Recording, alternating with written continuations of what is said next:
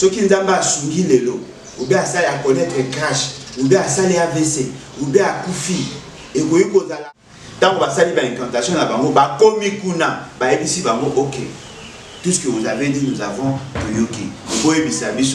Qu'est-ce que vous reprochez au Azaraka très proche de la famille Tshisekedi? Hein?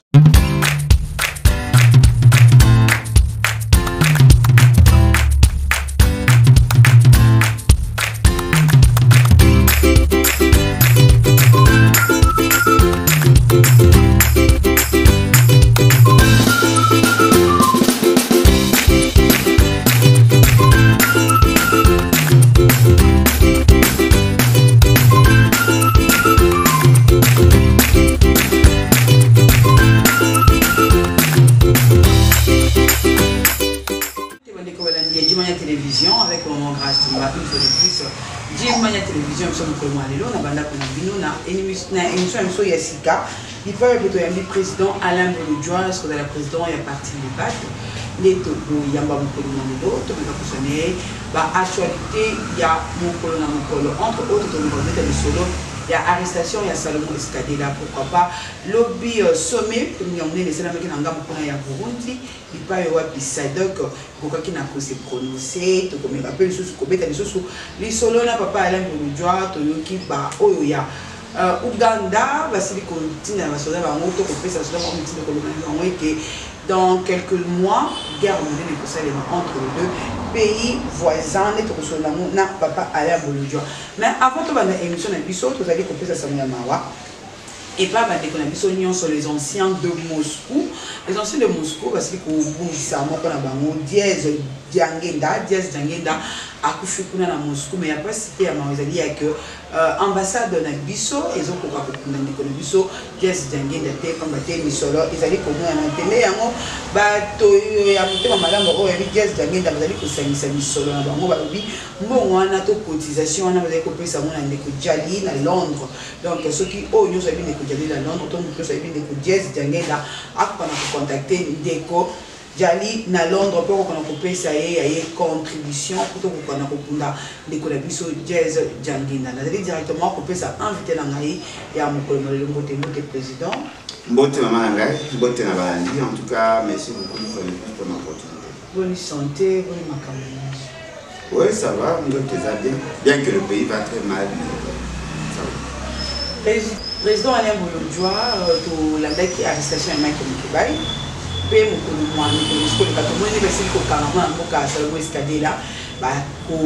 d'une façon pas vraiment normale, réclamer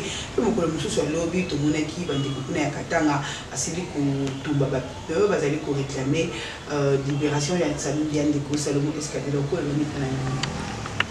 bon, en tout cas, ce qui est vrai, d'abord merci pour la moto. Ce qui est vrai, ils allaient que il y a Moïse Katumbi, qui a force de frappe, et c'est là qu'il y a eu des baisses, et surtout il y a Félix Tshisekedi, pas supporté. Au moins, la réalité, oui, en fait, Makambo est juste sur le terrain, et d'aller juste pour la relaxation, combien il y a pouvoir, Banga. Pour Banga, il y a ensemble. Par le fait que dans la lobby, il y a Makassi, ils ont l'argent, ils ont la capacité à vous communiquer, et ça fait que Baza Komoun a très dangereux. Parce que dans la stratégie, vous se rendre compte que Batuya ensemble, pour Mata Likolo et la Mouka. Le col à la Mouka est salement rebellé, et qu'ensemble, ils ont une capacité à communication Makassi. Pression la métropole. Alors, il y a deux possibilités. Soit il a une stratégie n'a pas mis balai, soit il a dit que Moïse Katumbi fait peur à Félix Tshisekedi. Monsieur Mondela, je crois. Oui, Salomon. Salomon Escadela, voilà. Monsieur Salomon Escadela, Azali Mouto, Azaraka, très proche de la famille Tshisekedi. Parce que c'est lui qui était le trait d'union entre Moïse Katumbi et cette famille en ce qui concerne l'argent. Batumsus Baza au cas des acteurs et la paix, le fait que tant qu'on est au Tina, on a 100 000 et qu'on a appelé ça 10 000, peut-être par rancœur, et pour qui à la base il y a arrestation. Parce que ce qui est vrai, c'est-à-dire que dans la présentation de faits, on a pour la même source ou le même source, on a deux raisons au Bakayeli. Par exemple, par rapport à la détention illicite d'armes. Ça, c'est Mosso qui l'a dit. Après, on a Israël Mutombo. On a d'ailleurs journaliste et investigation. Alors, dit que Bakangi est pour détention, il y a deux passeports, c'est-à-dire un passeport belge et un passeport congolais. Alors, pour la question de l'arme, il faut lui poser une question. J'ai arme en gros, j'ai une arme dans l'aéroport, tout qui a arme quelque part. Parce que l'image qu'on nous présente, il y a un monsieur pour protéger Moutoumoussousou avec une arme derrière. En tout cas, ce qu'on a les photos, on a les formes à Moutouana, on a les couleurs à Moutouana, c'est difficile et à escader là-haut, il y a ensemble. Certainement que vous avez soit garde du corps à Moutoumoko, ou soit garde du corps à Moutoumoussou, parce que le contexte est difficile à identifier, escader là, dans le cas de donc, ce qui est là qui possession d'armes au niveau de l'aéroport, en réalité, tant que vous êtes en aéroport, tant que vous êtes voyager, vous avez un mécanisme pour checker, vous avez l'aéroport organise des services pour raconter à ceux qui vous avez une arme ou pas. En réalité, vous avez un lieu à contrôle. Or, il y a un tarmac. C'est-à-dire qu'à l'écart qui déjà contrôle, il y a un à ce niveau. Et là, comme monsieur Zali, même si va coûter une arme, il y a un service attitré ou habilité où il est censé y avoir déjà on a un niveau car il y a contrôle. Même bateau, il y a contrôle au départ. Ce qui va moniquer, il y a des services qui peuvent l'arrêter facilement. Ce n'est pas seulement à niveau de tarmac. C'est-à-dire qu'à l'écart qui niveau sur la contrôle, le bail au Kangaï n'a tarmac. Et puis tant on va Kangaï n'a tarmac. Rien ne nous rassure qu'il avait une arme sur place. Parce que Bisso Bao, tout le monde a Bisso à Mouto. Baroka a lobby. Et puis Mouto a lobby et la Limboso en plénière. Batumsou se basa corrélé qui a détenu qui arme. Baroka qui a détenu qui arme, il va tirer l'épée arme à l'Okuta pour qu'il va justifier l'arrestation. Qu'on peut va Kangaï sur base de la faute. Mais j'ai à Eurosani. Garde républicaine qui est chargée de sécuriser M. Félix et ses dépendants. Avec ça, la Nini, la Macambouane. Parce que je veux que gère à comment gérer ma frontière. Ce qui est la libre armée. Sincèrement, moi déjà au départ, je ne peux pas soutenir quelqu'un à Simba, à Zamindou qui semble avoir autorisation. Mais là, vous allez vrai, la succession a fait, et là pour pousser, surtout douter de la sincérité, il y a bateau à Kanye. Et là, on se dit par rapport à passeport. Ça, la source est Israël Mutombo, que j'ai cité ici. Alors, il va Kanye, parce que Israël Mutombo a la capacité à vous avoir information, il y a battu à pour Azalaka, très souvent. Ce qui va Kanye pour la détention, il y a passeport belge. Mais ces escadés-là étaient à l'étranger. Kabila Boyaka pour payer passeport pour le visa étranger. Mais ce pays, c'est que le visa étranger, c'est un fils du pays à payer passeport. C'est-à-dire que passeport, après ça qui est, il n'avait pas pris le soin de vérifier si Kabila avait raison ou pas. Boyaka pour ça la makamo Kabila Salaki parce que que ceux qui va payer passeport et vous avez le coup là combat où va mener qui pour soutenir les amabés. Vous payez à un étranger passeport. Et le Corona peut vous me poser une question. S'il n'avait pas depuis, il avait un passeport étranger. Dans le niveau aéroport, il y a un Lubumbashi. À présenter il va mon passeport de carte d'électeur. Ce qui a présenté il va mon passeport. À présenter il va mon passeport belge que passeport congolais. Alors ce qui est là qui passeport belge. Pour la ligne, il y a Kanga qui est Kounate. Et d'ailleurs, si il s'agit, il y a passeport belge. Que vient faire le DEMIAC dans cette question? Parce que les miens, à ceux qui parlent à ma passeport. Donc, c'est non, maman, ceux qui ont un double passeport, Mouto à Kangaka et la Ligue des gemmes. Yende Moutaki Paka Makamia passeport. Yende à la police Nabiso, service Nabiso chargé, Yakota à niveau de la frontière. Ceux qui baillent qui escadé la Azali Congolais et qui a brandi un passeport belge. Très souvent, qu'est-ce qu'on fait? Bakangaka passeport. Bakangaka. Ça fait un prénom, son appel qui est non, à commis, négligé, après avec ce passeport belge. Non, mais passeport, bon, je vais aller. C'est que ça m'a connu, c'est ça m'a connu. Maman, yo voyage arrêté. Oui. Ceux qui m'ont commis la tarmac, il y a qui s'est assis. Alors, c'est quoi bakangé la tarmac pour un. Et dans la cas à Mondouki, et dans la cas à passeport, sincèrement, je n'arrive pas à bien comprendre. Je ne dis pas qu'ils ont totalement tort, mais l'information va nous faire et ça pour permettre tout ça à une bonne analyse. Mais lorsque vous faites pour ça, maintenant vous regroupez l'information, vous allez vous rendre compte que Escadela, Moutuya, Batunion sur Moïse Katumbi seront traqués.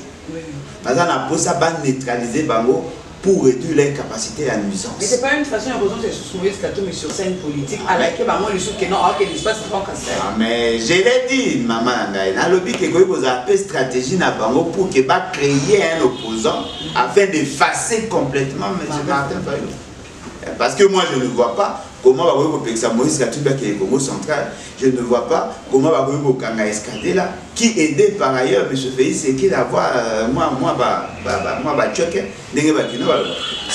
donc il y a soit soit des stratégies dans Bango raison au Bao Kangilae il n'est pas le seul Bakangi Mike Mukeba Balobi a sali incitation à la haine tribale mais jusque là bateau Baliga fait ce qu'il pourquoi ne pas prendre des parties à la déclaration à Mike Mukeba Boka Bolane Bomesa Boti de l'épisode sur les réseaux sociaux Toyo Kapo Oya le Baki parce que Biso Tolandi émission on a dans mon Mike Mukeba est-ce qu'à ça l'incitation à la haine mais il a plutôt condamné le tribalisme.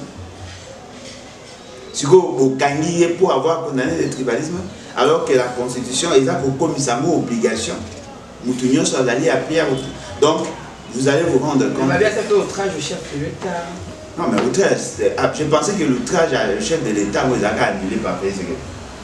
Alors, on ne peut pas interdire à une population ou à la ligne meurtrie, à la ligne marginalisée, à défendre le droit sous prétexte qu'il y a outragé. Parce que bateau bazali opprimé baza ko défendre après avoir mobé na autre bon discours na yo na bato wana bakangi Mike Mukeba o comprendre que baza ko désobéir na ordre parce que bolinga ça esoni ah ni ba parole na le bali papa na bolo doit sommet à EAC et c'est le qui na Burundi et c'est lui que non va que le na République démocratique du Congo na mois de septembre ministre Lubu Sanyamwisi azalaki wana pe a représenté le président de la République Félix Tshisekedi entre ministre Lubu là la président Félix Tshisekedi c'est comme si Lubu Sanyamwisi ya yebi solo ba malamu ko ameki ko calmer ba rebelle ko ba rwandais ba ko participer na contrôle ya cantonnement ya M23 tozalaka juste na M23 na MONUSCO maman maybe le logo parce que non maybe le logo parce que les gens n'ont pas la culture des livres mais ce qu'on vous dit là c'est ce qui est couché sur papier ce qu'on vous dit là c'est ce qui est couché sur papier le cantonnement il y a pas M23 c'était prévu dans le texte la question maintenant il pas que baza pour cantonner bango pour l'année pour faciliter la réintégration. C'est ce que votre gouvernement avait dit, Jérusalem n'a jamais. C'est ce que votre parlement avait dit, Jérusalem n'a jamais. C'est ce qui a été prévu. Il n'y a pas d'innovation. Balobaki n'a bino que dans le mois de juin, Batu Baya c'est Baoloma. Bango Balobi qui Baoloma, dans le mois de juin, c'est la précédente chose. Et là, il faut voir Bazali, Bazan a un mandat renouvelable. On vient de renouveler. Ah, donc on va renouveler sur 6 septembre. Bah, renouveler, c'est ce qui a été prévu. Ils viennent de renouveler. Bah, pour qui se paie pour renouveler les sous-sous. Ce n'est pas l'État congolais qui décide. Ce qui veut dire que, et c'est qu'il n'a pas tout bas comprendre que makambo et yo ba yo kanaki yango neza au salem. Tu vois tellement ba yebi les batu ba la culture autant à texte c'était comme s'il y a des nouveautés. Il n'y a pas de nouveauté, c'est ce qui a été prévu et c'est ce qui s'est fait. Dans tous les cas de figure, boye ba yango c'est le Rwanda qui gagne. Parce que à force il y a là qui s'en a peuple qui a des avancées, mais souka vous se rendre compte que les M23 seront réinsérés. Au même moment, au même moment, ils vous disent que yo qui n'a pas d'information, n'a pas de renseignement militaire, que le Rwanda a réarmé M23 pour attaquer Goma. Vous avez suivi, non? Hein? Ce qui veut dire que ce qu'on vous dit, ce n'est pas ce qui se fait sur le terrain. Moi, je demande à la population congolaise d'être vigilante. Ne prenez pas le risque de faire confiance à M. Félix Tshisekedi. Il n'en est pas digne. Ne faites pas confiance non plus à ceux qui l'entourent. Parce que dans la plupart des cas, badali ba vampire, ba kotou, ba charognard, badali bateau, pour préférer qu'on lia, misunia bateau, ba poufa. Ce n'est pas normal. On vous dit qu'il y a des avancées. On vous dit qu'ils ont gagné. Ils ont gagné quoi? Parce qu'aucune disposition, il y a un accord signé par M. Félix Tshisekedi n'a été changé. Aucune disposition n'a été changée. Tant il faut pas qu'aider, ils sont en complicité. Mais vous leur donnez encore la possibilité, et vous pensez que vous êtes sérieux? Non. Guerre en RDC, dit Emmanuel Katambazi, directeur général adjoint et à l'organisation et à la sécurité intérieure, que Bakopoué il s'est deux gouvernements. Il y a un Ouganda. C'est un Ouganda. Bon, en tout cas, ce qui est vrai, dans le niveau africain, Makambo Télé pour changer, mais l'autre est allé vrai, ne pensons pas que par rêve Nabiso, toute la déclaration à Batémichou, ça nous aide. Voyez-vous? Il faut toyer ce que nous faisons. Parce que Kagame peut mourir, c'est un humain. Makambo Télé pour changer, mais l'autre est allé vrai, ne pensons pas que par rêve Nabiso, toute la déclaration à Batémichou, ça nous aide. Voyez-vous? Il faut toyer ce que nous faisons. Parce que Kagame peut mourir, c'est un humain. Kagame peut partir, c'est un humain. Museveni peut mourir, il peut partir, ce sont des humains. Mais le quoi est allé, est-ce que ceux qui vont des solutions à problème Nabiso est allé? Parce que nous avons un problème en interne. Eux se sont organisés pour préparer leur succession. On peut avoir un autre président à la tête du Rwanda, mais on garde le même stratégie, la même politique. C'est comme aux États-Unis. Un président peut partir, mais la politique extérieure reste. Ce que nous devons faire, c'est de corriger nos imperfections à nous. C'est vrai, Kagame, au regard, il n'y a pas entré naïe. Ceux qui n'ont pas sungi l'élo, ou bien ça à connaître crash, ou bien ça les AVC, ou bien à Koufi, et vous voyez qu'on a quelque chose en notre faveur, mais cela ne sera pas une solution pour autant. Il faut toyer quelles sont nos grandes faiblesses. Notre plus grande faiblesse pour l'instant, c'est la présence de M. Félix Tshisekedi. M. Félix Tshisekedi, bon, nakala, hein, dans le bangate, nakala, M. Félix Tshisekedi des invertébrés. C'est-à-dire que Adali forme et d'aller adapter na fonction. C'est-à-dire qu'il ne répond pas au profil d'un bon président. Parce que par maladresse à la gouvernance, par insuffisance à la gouvernance, autres pour constater, ils allaient des fertilisants pour faciliter la balkanisation. Il a joué un rôle excessivement dangereux pour la nation. Aujourd'hui, Azolinga ça va colmatage, Azolinga Azako tenté. Et voilà, quand quelqu'un fait une déclaration, eh bien, tout le monde se réveille. Au moins, il y a des puis surtout de l'eau dans le Congo, tout comme emballé par Charles Onana. Charles Onana a fait des révélations. Mais apparemment, les gens n'ont pas la culture de se référer au passé. L'essentiel de ce qu'il a dit dans son ouvrage, tout le monde le sait. N'est-ce pas? Tout le monde est supposé le savoir. Parce que ce retard, il va déclaration, Autant ce que papa moi avait dit. Autant les débats que nous menons chaque jour. Autant ce que ma partie que nous avons. Autant ce que nous disons en interne. Autant ce que les membres de l'Est disent. Depuis 1994 jusqu'à aujourd'hui. Tout ce qu'il a dit, c'est ce que nous disons chaque jour. Mais le fait seulement qu'il est tombé dans mon Holocauste, mais non, on pense que voilà. Non, ce n'est pas ça. Totika, la politique est liée. Nous sommes en face d'une situation que nous supposons être connue par tous. Ce que nous ne connaissons pas jusque-là, c'est notre responsabilité et le piste de solution au Seigneur de Salami. Vous êtes surpris d'apprendre que les Américains étaient derrière ce qui s'est passé au Rwanda pour nous entrer chez nous. Nous le disons chaque jour. J'ai au taille même ma vidéo, on a vu ça, 2002, 2003, 2004. On en parlait. Papa Rwanda, Batunion surtout. Nous en parlons déjà. Je pense nous devons éviter de faire les sensationnels. Il est temps pour nous de nous organiser et de mettre en commun nos intelligences. Si nous n'arrivons pas à mettre en commun nos intelligences, on peut nous présenter des choses et nous pensons qu'on est sublimé par Biloko Biso déjà Toyebi. Et ça, le quoi, au bout de moi, parce que moi, je suis dans un kito. À CP, il y a eu aucun monde qui moi, je suis dans un kito. Merci beaucoup, papa. Parlons un peu de la visite du président de la République de la Chine. Tout le monde qui est président avec la Chine, visite officielle de Chine. Mais en montant les bossons avec la Chine, le président le maréchal Mobutu, avec la Chine, tout le monde a Bilembo, tout le monde a stade de martyr, tout le monde a parlé du peuple, tout le monde a Ndapnae, ou Atikapuna, Inansele. Nous, vous avez révolutionnaire, l'ancien président de la Chine, le président Mao. Visite du président Félix Tshisekedi en Chine. À la Ndila Malam, plutôt les attaques à visite de sous la Togo. Maman, tant que tu es Bamarambo, Bomona, Basta de Maté. Oui, mais Mobutu a Kendaka, Chine vers les années 70. Stade de Maté, Otonga vers les années 80-90.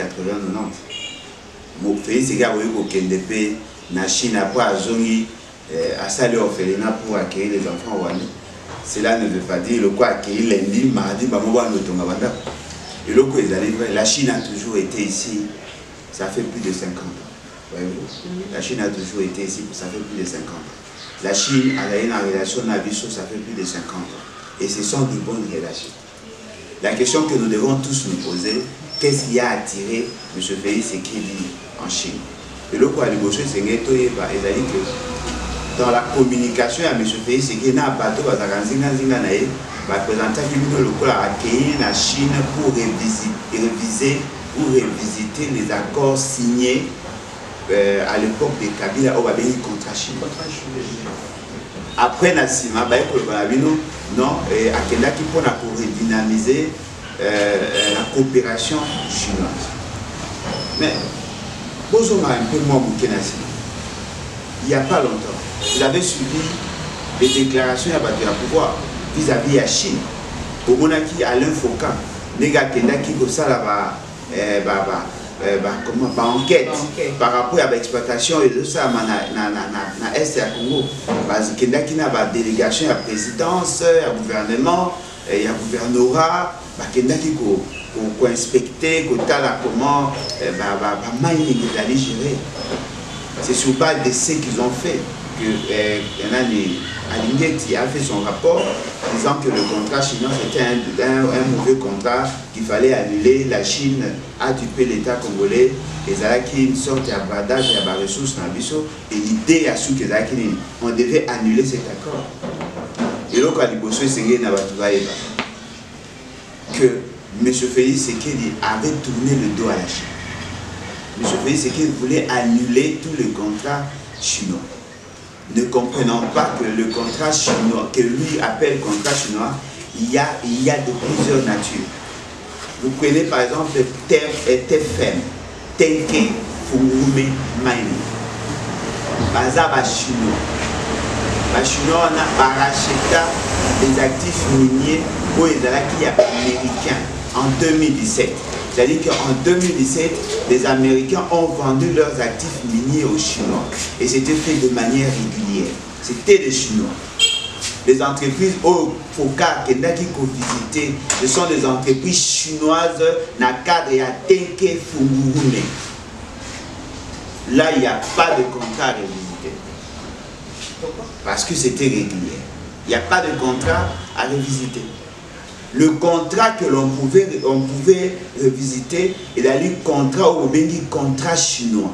Le contrat chinois est d'aller Krek na sino hydro basanganaki dans le cadre d'un consortium il y a une entreprise chinoise signaki accord avec Gécamine pour que exploiter ensemble les carrés miniers à Gécamine.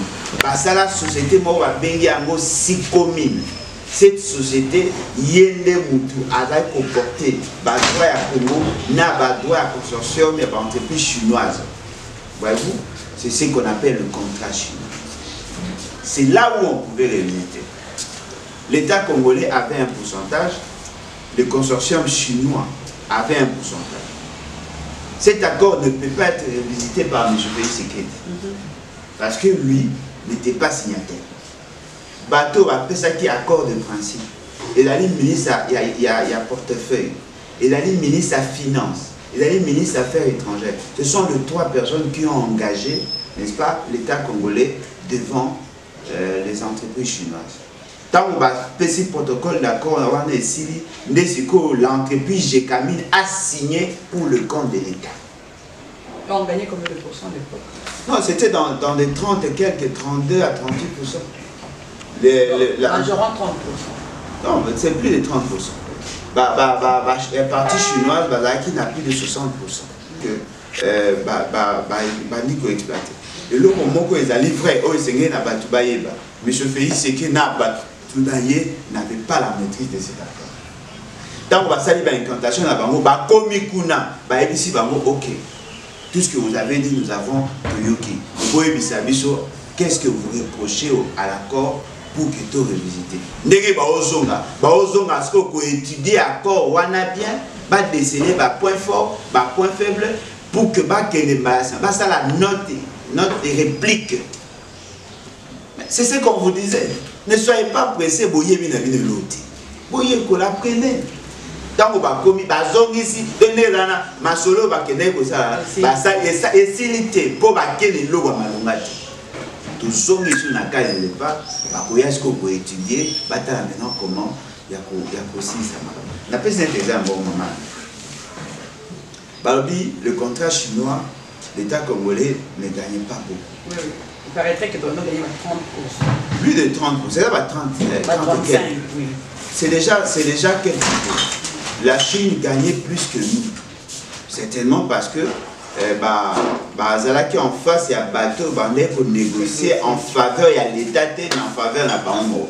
Et ça, le coup là, Moïse Kanga. Moïse Kanga était coordonnateur, n'est-ce pas? Il y a Makamou qui a suivi à cet accord. En réalité, ce monsieur devait être arrêté. Vous savez pourquoi il n'est pas arrêté? Parce que justement, il est très proche d'Agile Aligné. Dans le rapport d'Agile Aligné, il a semblé le dédouaner de sa responsabilité. Aujourd'hui, ce monsieur n'est plus au pays. Voyez-vous? Aujourd'hui, Atanas Matenda, ministre de la Finance, il est avec Félix Tshisekedi.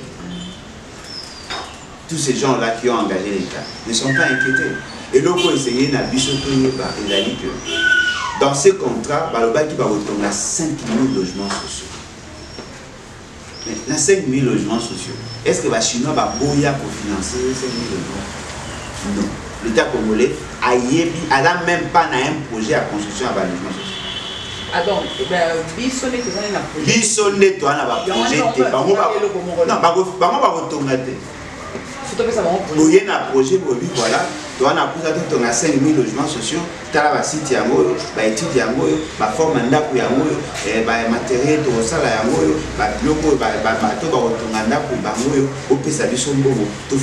c'était comme ça. Donc on peut dire que la Chine ne nous a pas expliqué. Non, la Chine a profité de notre messe.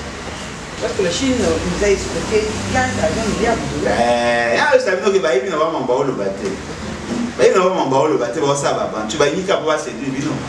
Toyokani maman, Toyokani, n'a pas cet exemple. Naza promoteur immobilier par le fait que je gère le patrimoine de la famille, n'est-ce pas?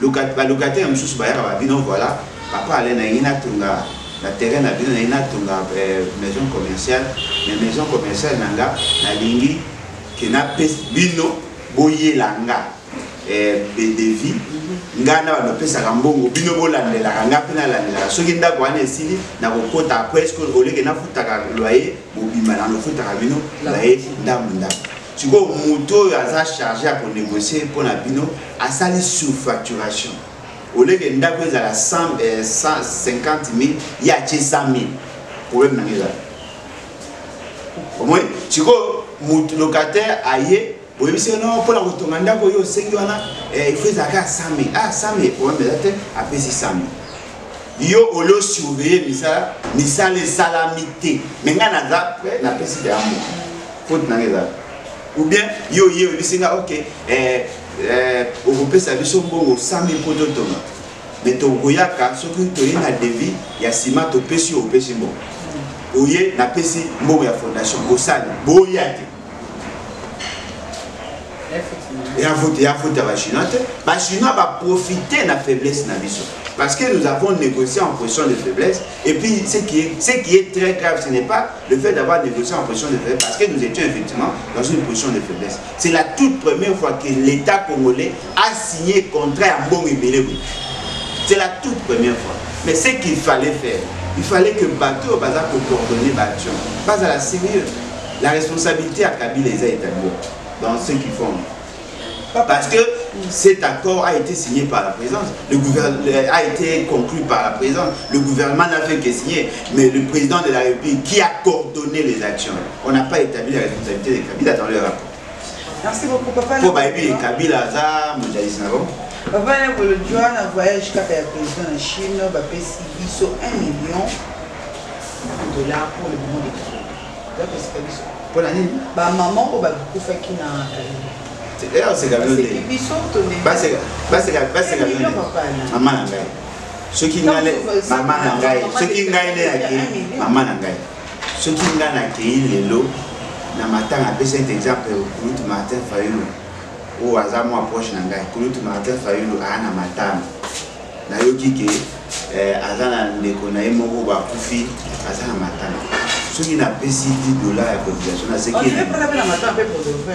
C'est vrai ça. Non, je regarde l'exemple.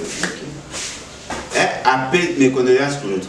Appelle si n'a pas $10. Alain Bolodjoa, avec le président, avec le fait sa cotisation à $10. Oh, n'a pas si on a la limite. La délégation qui est non, bon, on a pas si délégation.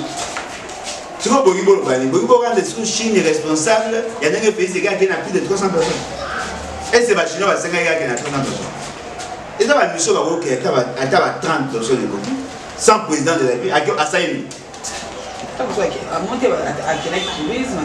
Non, mais un jour, moi, si je suis délégation, je suis moi, c'est pas Saïni. Pour nous réviser le contrat, je vais vous dire à moi. Et ça, c'est beaucoup de savon. D'ailleurs, vous devez se dire, avoir même peu au Kenya. Et là, qui d'abord va qu'il base en termes de référence, après la souka on va conclure. Boye ba monter ba zongi ba bandeli sur ba étude. Pas ça ini, ba no sani. Bo c'est pas où ba OK nous m'a appelé sur 1 million. Bino ba bon bo yi bele qui 1 million. Bo pesa pas sur. Ba vu que nous sommes sur 5 comment des amis qui n'a valeur sur 1 million. Voilà bateau ba lo ba n'importe quoi na te. Ça qui a 1 million maman les a soumis ça qui a 1 million. Vraiment. Papa Bolodjoa Délice Sanga na FCC va pour participer à la répartition de sièges dans l'Assemblée nationale. Délice Sanga na FCC. Martin qui non, la partie des bâtis. Vous l'avez élection. Tu l'as élection. Je suis sûr que non, les processus sont les autres. Non, mais est-ce que tu as élection de le processus? Oui, processus. On va clair. D'ailleurs, quand il y a une chose, bien la partie des bâtiments, il y a un processus électoral. Oh, le ceux qui sont opposition à Boubachi, ils sont ici. Pour que les gens ceux qui sont en communion, ils sont en cour constitutionnelle, partout pour qu'ils non, mais ceux qui sont ici, ils sont en Beaucoup il faut qu'on va venir. On se comprend ni pop ni ma sala tchemi pour exister. On tant que ba on na ko na ko na ko bunza. Oh, mais je te dis si vino que ya ma mo vino bondi magina au bout ça se paye na moti. So il m'a me bonito ya. Mais trop bonga tel que fait ce que ba ebo négocier na fait ce que boyo kanina fait ce que après fait ce que na changer. Non. Biso doit na pour ça fait ce que a lungwanan. Kadima lungwanan après biso va congolais conscient de botika de fois ni to sangisi to bongisi. So il va bongisi makamusano. C'est-à-dire que ba longoli fait ce que ba longoli kadima ba bongisi makamusano. C'est possible aussi. Mais si c'est pas possible, donc ils sont inutiles là. Le bolingi to sandé. Fait ce qui a béni ba moi ici ba mono boya ba master boy bisa ba lembo lo chaba ba mamoto ba ya to fan ensemble to solo l'ensemble. Mais ça va pas tuer. Ah, d'ailleurs, on a déjà pris un texte ensemble national que non, il y a beaucoup de sièges, nous sommes beaucoup, mais un mot pour ajouter au grand casse. Yeah. Essayez bien. Essayez bien. La cartographie des gens, on disait. Tant que ça qui cartographie, tant que ça qui va nombre de centres, c'était déjà prévisible. Moi, tout ce que vous voyez là, dans le bas, on déjà. Bino va tout kendaki kuna pour démontrer que tu as gagné. Jusque là, on t'a proposé de toi na tort. Jusque là, on t'a démontré que tu as gagné. Vous pouvez, on va vous croire. On est là. Merci beaucoup, Papa Lembolodjoa. Tous les sur la deuxième partie, ils ont la conférence où Papa Lembolodjoa a animé pour le mois mardi. Hein, Papa, je crois que c'est mardi. Tout le petit capteur de la conférence Ouana. Et après, tout le monde a fait la voilà, Papa là, le commune Asuka, pour la conférence, on a intervenir qui malgré que non, tout qui la question-réponse T, tout qui juste les cas d'intervention d'ailleurs après tout qui il ne faut que le Congolais nous sont conscients, vous avez écouté là, on va dire que non, vous avez vraiment mini aimé la gamme pour la diaspora, il y a qui paye sous que non, vous allez encourager l'effort, il y a des gens de diaspora, à l'Imaraton, à qui nous salariés, pardon, donc ils vont gagner bien avant. Honnêtement, oui. Monsieur va avoir 1300, 1400, mais avantage n'est pas là. Moi, malgré nous, on va dire aux hommes, salaire, nous ne sommes pas sous ma parole, nous sommes plutôt on a des. N'est-ce pas d'accord? Le gouvernement, tant que ça va 50% d'accord. Ça dépend du statut. Ce n'est pas tout le monde qui est aidé par le gouvernement. Il y a des gens qui travaillent. Par exemple, banana bango, baza prise en charge par l'État, après ça va dire ça dépend du statut. Ils ont un banda où nous sommes social, batia nous sommes banda pour la moins cher, parce que justement le statut n'a pas la capacité à pouvoir l'État les accompagne, mais ils ont été au fond des gars pour parler au foot de 50%.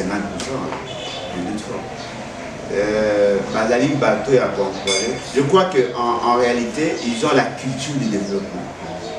Parce que c'est ce qui manque ici. Awa, attends, ce gars bateau bazar, on se bat hier comme une discipline. Na évité peut-être des a mais ils a une bomba bizarre. On a avoir à c'était un baba. Ah, ça va combien à boire. Moi ils a battu le pot OK.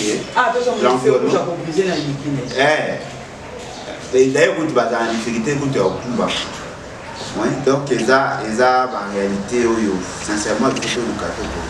Par rapport à la conférence les acquis Nicopadel. Nicopadel est une organisation amenée à ONG DH, organisation non gouvernementale à droits de l'homme, où on sensibilise à rabattre régulièrement sur le processus électoral, sur les enjeux politiques, et puis sur le manquement des droits de l'homme. Alors, invité qui puisse auto-participer, il y avait moi, Blanchard Mongomba, Prince Epenge, na Dr Sonji. Apparemment, Blanchard Mongomba a répondu à une invitation. Vous avez un point de presse. Voilà, il y a un point de presse à répondre à une invitation. Maintenant, qu'avec Prince Epenge, on nous a donné des sous-thèmes pour développer. Tu peux comprendre. La carte, ce que j'ai aimé, il y a des presse Bazalaki. Nous sommes un peu au Balingarabi, sauté Bazalaki. Et donc, il y a eu échange, ils ont posé des questions. C'est comme si il y avait une partie qui a une opposition. Non, je ne suis pas ça, la majorité, il y a le fameux pouvoir. Toi, va aider Fayoulou, Mouzitou, tu es en opposition pendant toutes ces années. Et puis, on est invité, il y a pouvoir. Et donc, et ça dépend, il y a tellement de choses à aborder. Et l'autre, ils ont livré, baza na balance à l'invitation, mais l'accessibilité à la politicien mingi n'est pas un problème. Batu mingi balinga okini na activité ya baninga musu ba organiser surtout ceux qui zaba makambo ba makata basala na place boye ba balinga bakini na place ba za organiser ba Memling na ba Béatrice a Pullman afin de boya moni ba riche mais soka mona ka ba congolais tout ça donc mona biso to na biso na conditionnalité ata na mpasa ata na bibwa ata na kipiki ata na kabea kamonda soki bobengi biso tokoya mais problème na chose aka bo supporter mambo to parce que la famille mutu mo adai bana bino bozo ina ko ete fait sécurité il faut sangana naye angwele ga papa na le joie c'est comme si les bateaux étaient adressés à Sika. Oui, toujours. Pour adhérer, il va côté place partie alliés. Exact. Toujours siège, il y a Sika. Pour le bosso, tu as un siège provisoire. Chico, tu as commis dans la cabine. Et d'aller juste en diagonale na Pain Victoire. Et d'aller en face. Et voilà, en face, en diagonale, église primitive. En face, il y a des sièges à Chéo. Nous sommes là. D'ailleurs, on a profité de ça va membre qu'il y a un nouveau siège. Il faut tout un mobilier de bureau. Bateau balinga les bat, bateau balinga membre les bat, sympathisants, effectifs, membres d'honneur. Boyoka, tout ma pilote, car n'est pas qui n'a voyage. Système anti-tintanica. Tout la dara système à pas Simon Gimba. Tintanica. Moi ordinateur, moi bureau, moi tous ces habits. Missionné tous ça, toi na maman Olive, toi na maman Denise, toi na Félix, toi na Kabila, toi na Moïse Katumbi. Nous comptons qu'à sur vous. Les beaux tabacs là-bas, papa déjà va bouffer. Le tigre a numéro de téléphone, tu peux peut-être ton téléphone, après ta table de mobile. Ah, on est au en tout cas, attends fleur, tout ça. Attends, mais nous, on a aussi un beau tindatam qui était mal, faut ta féliciter. Parce que la culture, le bureau, on va faire un photo. Voilà. Pourquoi tu as photo félicité pour nous? Et c'est ça, le bureau, c'est mon bébé. Combien de photos? Et on a déjà une photo à moto. Jamais à vous. D'ailleurs, nous sommes à la type pour nous à je vous dis, à ta ping, si cat, à ta Congo, au méga chi, Liban. Oh, Chipola. Non, Chipola, oui, mais c'est Chikaka. Il ne faut pas checker. Parce que Félix Seguin, non. Plus 243, 81, 250, 28, 81, 250, 28. Et tu sais toujours, papa, pardon, opposition aux amitiés. Opposition, elle, vous m'achetez. Qu'est-ce que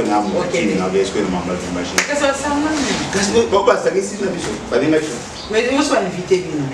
Monsieur est invité sur tout. Pourquoi bien sur tout l'organiser? Il y a un boulot, on est tout dans la mutualité, on est dans ce qui va considérer gâté, je ne viens pas. C'est comme faut que nous musique. C'est comme si au niveau qui est dans la nouvelle. Vous êtes comme fait des trucs, vous avez des trucs, c'est comme si vous êtes dans maman, on est pas la musique. Musique à mystère à haute parisien. Né au monde à la forme, mais la voix à tête. Mais cela ne veut pas dire que le quoi gagner toi tête, il faut de sang et comme association à tête. Muto a na posa na biso aya ko convaincre. Aucun option de toza le quoi banamike, yo sa il kamoto to ko soutenir, non?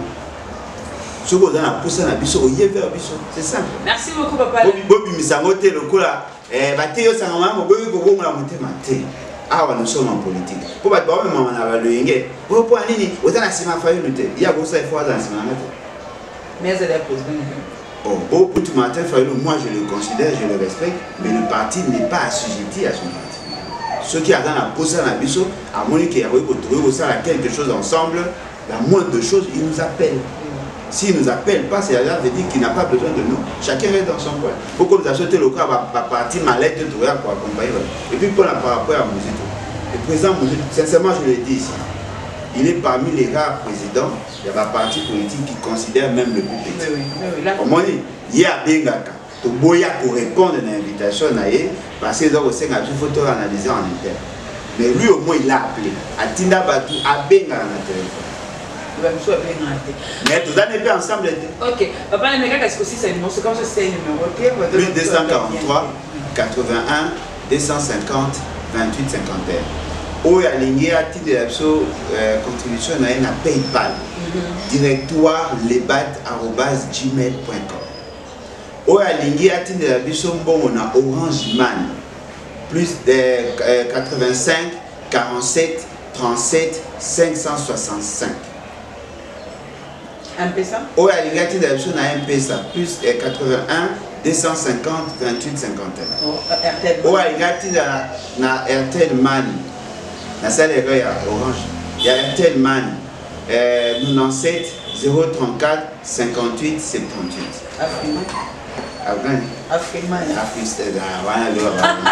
Merci beaucoup. Merci beaucoup, Papa Alain. C'est qui Papa Alain avec mon équipe.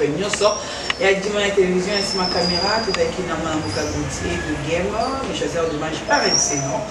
Il y a ma caméra pour Papa aussi, à mon été, pas tout. Je vous salue pour Papa aussi l'insistance. Il y a un nombre de gens sur le plateau, on vous dit au prochain numéro.